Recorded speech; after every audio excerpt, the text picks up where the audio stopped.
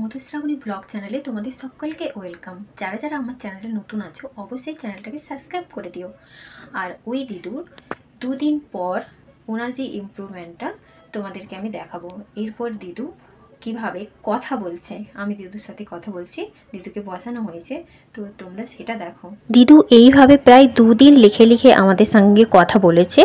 তারপর দিদুর speech therapy করানো হয় দুদিন, তারপর আমার সাথে কথা বলছে। দেখো দিদুকে বসানো হয়েছিল নিচে, এবার দেখো দিদু কিভাবে আমার সাথে কথা বলছে। কথা বলো, কথা বলো।